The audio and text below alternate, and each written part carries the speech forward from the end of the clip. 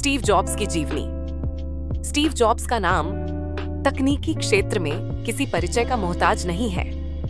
वह सिर्फ एक व्यवसायी नहीं थे, बल्कि एक दूरदर्शी, इनोवेटर और क्रांतिकारी विचारक थे, जिन्होंने तकनीकी दुनिया को पूरी तरह से बदल कर रख दिया।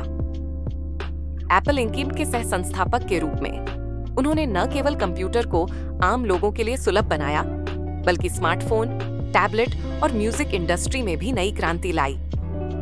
उनका जीवन संघर्ष, जुनून और नवाचार का एक बेहतरीन उदाहरण है। स्टीव जॉब्स का जन्म 24 फरवरी 1955 को सैन फ्रांसिस्को, कैलिफोर्निया में हुआ था। उनका असली नाम स्टीवन पॉल जॉब्स था। उनके जन्म के समय उनकी मां जोआन कैरोल शिबले कॉलेज की छात्रा थीं और उन्होंने बच्चे को गोद देने का निर्णय लिया। बाद में स्टीव को पॉल और क्लारा जॉब्स ने गोद लिया, जो कैलिफोर्निया के माउंटेन व्यू में रहते थे। पॉल एक मैकेनिक थे और क्लारा एक अकाउंटेंट। जॉब्स का पालन पोषण एक साधारण मध्यम वर्गीय परिवार में हुआ। बचपन से ही स्टीव की रुचि इलेक्ट्रॉनिक्स और मशीनों में थी। वह अपने पिता के साथ मिलकर गैरेज में रेडियो, टीवी और अन्य इलेक्ट्रॉनिक उपकरणों को खोलकर समझते थे कि वे कैसे काम करते हैं। उन्होंने अपने प्रारंभिक अध्ययन माउंटेन व्यू के स्कूल से किया और बाद में होमस्टेड हाई स्कूल से ग्रेजुएशन किया। इसी स्कूल में उनकी मुलाकात स्टीव वॉजनियक से हुई, जो बाद में उनके बिजनेस पार्टनर बने। स्कूल खत्म करने के बाद स्टीव ने रीड कॉलेज में दाखिला लिया, लेकिन उन्हें कॉलेज की पढ़ाई में दिलचस्पी नहीं थी और उन्होंने केवल 6 महीने बाद ही कॉलेज छोड़ दिया। हालांकि उन्होंने कुछ क्लासेस जैसे कैलियोग्राफी की पढ़ाई जारी रखी, जिसने बाद में मैकिन्टॉश कंप्यूटर की डिजाइन और फ़ॉन्ट शैली पर बड़ा प्रभाव डाला। 1776 में स्टीव जॉब्स ने अपने दोस्त स्टीव वॉजनियक और रोनाल्ड वेन के साथ मिलकर एप्पल इनकेस की स्थापना की।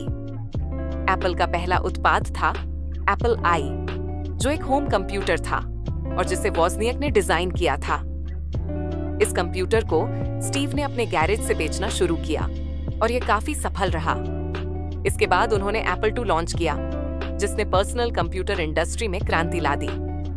1980 में एप्पल कंपनी सार्वजनिक IPO हुई और स्टीव करोड़पति बन गए। उन्होंने मैकिन्टोश नामक एक ग्राफिकल यूजर इंटरफेस वाला कंप्यूटर लॉन्च किया, जो उस समय तकनीकी रूप से काफी एडवांस था। हालांकि उनकी मैनेजमेंट स्टाइल और कंपनी के भीतर टकरावों के कारण 1985 में उन्हें एप्पल से निकाल दिया गया। एप्पल से निकाले जाने के बाद भी स्टीव ने हार नहीं मानी। उन्होंने एक नई कंपनी नेक्स्ट इंक की स्थापना की, जो उच्च गुणवत्ता वाले कंप्यूटर बनाती थी।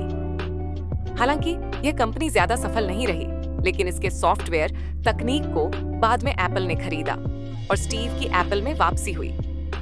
स्टीव ने एक और बड़ी उपलब्धि हासिल की जब उन्होंने पिक्सार एनिमेशन स्टूडियोज में निवेश किया। पिक्सार ने टॉय स्टोरी जैसी पहली कंप्यूटर एनिमेटेड फिल्म बनाई, जो बेहद सफल रही।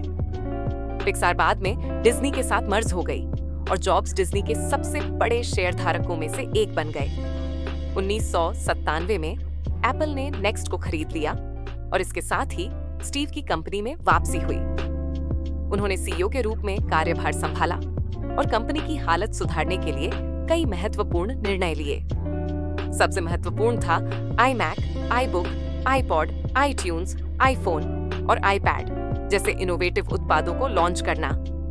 iPod ने म्यूजिक इंडस्ट्री को बदल दिया, जबकि iPhone ने मोबाइल फोन की परिभाषा ही बदल डाली। एप्पल को उन्होंने तकनीक और डिजाइन के क्षेत्र में अग्रणी बना दिया। उनके प्रेजेंटेशन स्टाइल और नए उत्पादों की लॉन्चिंग के दौरान उनका करिश्माई अंदाज लोगों को बेहद पसंद आता था। एक और बात उनकी पहचान बन चुका था।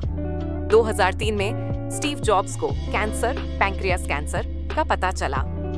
हालांकि उन्होंने कुछ समय तक इस बीमारी से लड़ाई लड़ी, लेकिन उनकी सेहत लगातार गिरती गई। 2011 में उन्होंने CEO पद से इस्तीफा दे दिया और टिम कुक को अपना उत्तराधिकारी नियुक्त किया।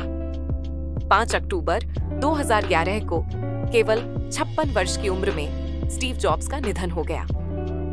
स्टीव जॉब्स का जीवन यह सिखाता है कि कैसे एक सामान्य परिवार में जन्मा व्यक्ति अपनी मेहनत, जुनून और दूरदर्शिता से पूरी दुनिया को बदल सकता है। उन्होंने तकनीक को मानवीय स्वरूप दिया और यह सिद्ध किया कि इनोवेशन केवल तकनीक से नहीं बल्कि कल्पना और साहस से आता है।